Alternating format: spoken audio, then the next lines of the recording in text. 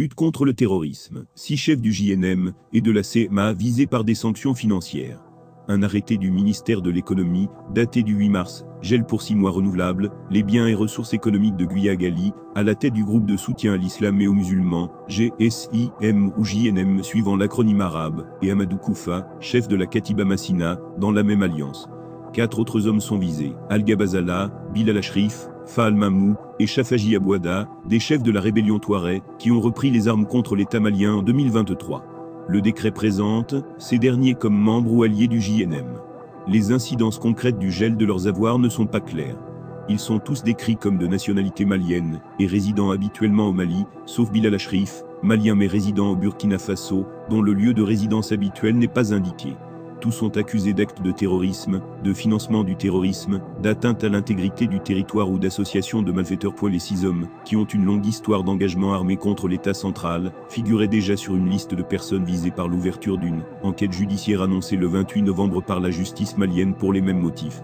Le Mali est en proie depuis 2012 aux agissements des groupes affiliés à Al-Qaïda et à l'organisation État islamique, aux violences des groupes proclamés d'autodéfense et au banditisme. La crise sécuritaire se double d'une crise humanitaire et politique profonde. Le pays est dirigé par des colonels à la suite d'un double coup d'État en 2020 et 2021. La rébellion indépendantiste, à dominante Touareg, qui avait signé un accord de paix en 2025, a repris les hostilités dans le nord. L'an dernier, point pour les performances réalisées en 2023. Le directeur national des domaines reçoit les félicitations du ministre Sanou. En 2023, la Direction nationale des domaines, sous le leadership d'Abdou Dik, a réalisé un montant de 176,952 milliards de FCFA sur un objectif assigné de 165,572 milliards de FCFA, soit un taux de réalisation de plus de 107% et un excédent de 11,380 milliards de FCFA.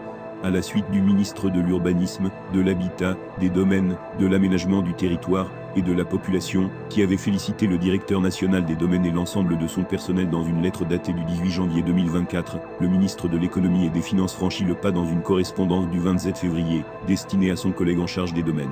Il adresse ses sincères félicitations au directeur national des domaines et à l'ensemble des responsables et agents des différents services relevant de sa structure.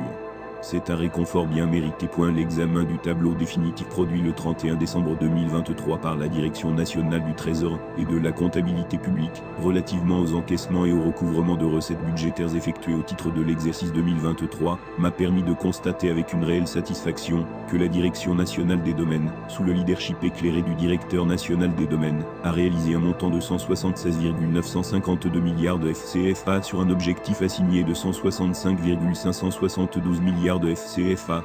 Il en résulte un taux de réalisation de plus de 107% et un excédent de 11,380 milliards de FCFA.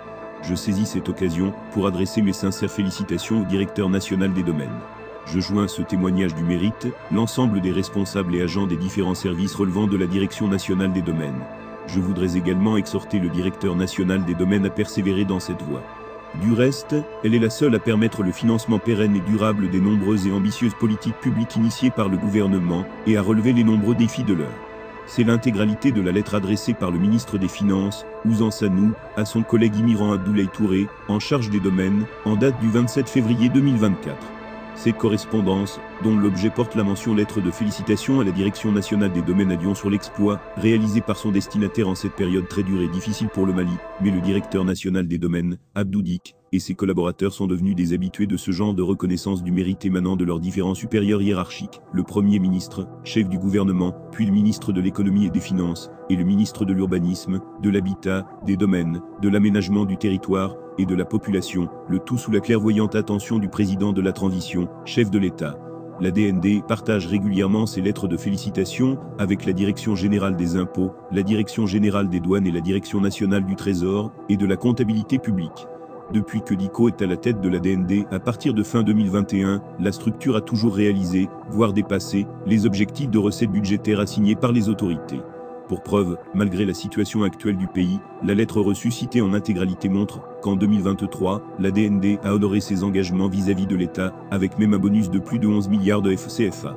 Dans l'ordre chronologique, la DND a montré la voie de la performance dès le premier trimestre 2023, où les réalisations de recettes se chiffraient à 32,357,103,360 francs CFA sur un objectif de 31,826,591,700 francs CFA, soit un taux de 102%. L'examen des réalisations de recettes au titre du deuxième trimestre 2023 enregistre un montant de 101,600,157,400 francs CFA sur un objectif de 93,223,834,400 francs CFA, soit un taux de réalisation de 109%. Au titre du troisième trimestre, sur un objectif de 44,65 milliards de francs CFA, la DND a réalisé un montant de 45,457 milliards CFA, soit un taux de 101%. Pour boucler la boucle de l'année 2023 en beauté, la DND a mobilisé un montant de 176,951 millions de CFA sur un objectif annuel de 165,572 millions de francs CFA, soit un taux de réalisation de 107%. Khalifa, un nom d'emprunt, s'en est allé. Il a tourné le dos à ce monde après avoir fait la pluie et le beau temps dans son service.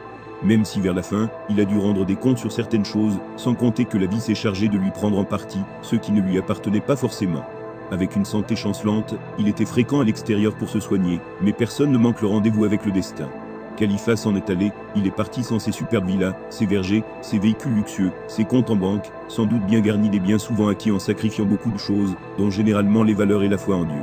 J'ai eu du mal à retenir mes larmes en les voyant le mettre dans un corbillard de fortune, à quelques mètres de sa luxueux gros cylindrée, qui désormais va changer de propriétaire, si elle ne divise pas les héritiers.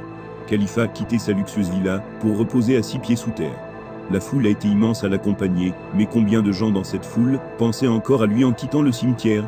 Ce que les gens n'oublieront pas, c'est le bien ou le mal qu'il a fait à son passage sur cette terre, et c'est aussi de cet actif que dépend le confort ou l'étroitesse de sa tombe, la lumière ou les ténèbres dans cette demeure éternelle.